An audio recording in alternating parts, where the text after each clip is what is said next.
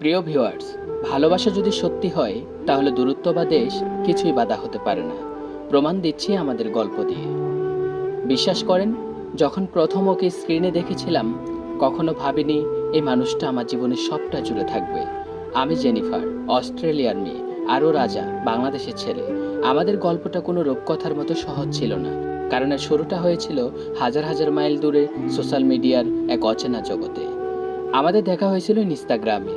রাজা তখন বাংলাদেশে মাস্টার্স করছিল, আর আমি সবে গ্র্যাজুয়েশন শেষ করে নিজের ফটোগ্রাফি নিয়ে ব্যস্ত। একদিন হঠাৎ আমার একটা ছবির নিচে ওর comment, awesome capture, where is this beautiful place.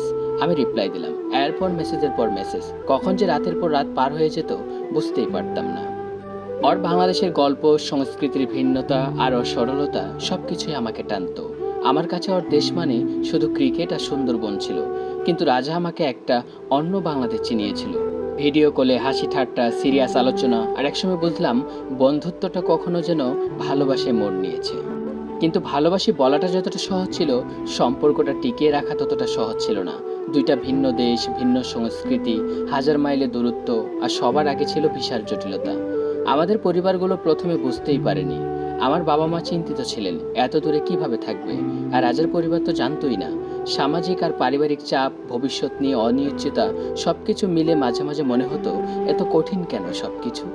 রাজা আমাকে সবসময় বলতো, জেনি, ভালোবাসাটা যদি খাঁটি হয় তাহলে কোনো বাধাই আটকাতে পারবে না। ওর এই কথাগুলোই আমার সাহস ছিল। আমরা মাসের পর মাস ভিডিও কলে কথা বলতাম। ছুটির দিনগুলোতে একে অপরের কাছে ছুটে যেতাম। ঘন্টার পর ঘন্টা এয়ারপোর্টে অপেক্ষা, ইমিগ্রেশনের লম্বা লাইন, সব কিছু সইছি শুধু ওকে একবার দেখা। সবচেয়ে বড় চ্যালেঞ্জ ছিল রাজার ভিসা পাওয়া। অস্ট্রেলিয়ার নিয়মকানুন বেশ কঠিন। ডকুমেন্ট জোগাড় করা, ইন্টারভিউ দেওয়া, বারবার প্রত্যাখ্যাত হওয়া, এই পুরো প্রক্রিয়াটা ছিল ভীষণ হতাশাজনক। অনেক রাত আমি কেঁদেছি, মনে হয়েছে হয়তো আমাদের একসাথে থাকা হবে না। কিন্তু রাজাকে দেখে আমি নতুন করে শক্তি পেতাম। ও কখনোই হাল ছাড়েনি, বলতো আজ না হোক কাল হবে, আমি তোমার পাশে আছি। অবশেষে প্রায় 3 বছরের নিরলস চেষ্টার পর যখন রাজার ভিসার অ্যাপ্রুভাল এলো, তখন আমি আনন্দে চিৎকার করে উঠেছিলাম। মনে হয়েছিল এই পৃথিবীতে এর চেয়ে আনন্দের মুহূর্ত আর কিছু হতে পারে না। ও যখন প্রথমবার মেলবোর্ন এয়ারপোর্টে নামলো, আমি ওকে জড়িয়ে ধরেছিলাম এমনভাবে যেন আর কখনো ছাড়বো না। আজ আমরা বিবাহিত, মেলবোর্নে আমাদের ছোট্ট একটা সংসার। সকালবেলা ঘুম থেকে উঠে যখন ওকে পাশে দেখি, তখন মনে হয় এই তো আমার রূপকথার বাস্তব পরিণতি। আমাদের ভালোবাসার গল্পটা হয়তো সবার জন্য অনুপ্রেরণা নয়, কিন্তু এটা আমাদের গল্প, যেখানে সোশ্যাল মিডিয়ায় শুরু আর শেষ হয়েছে বাস্তবতার সব চ্যালেঞ্জ জয় করে। ভালোবাসা কোনো সীমানা মানে না, শুধু দরকার একটু ধৈর্য, এক বুক বিশ্বাস, আর একে অপরের প্রতি অগাধ সম্মান।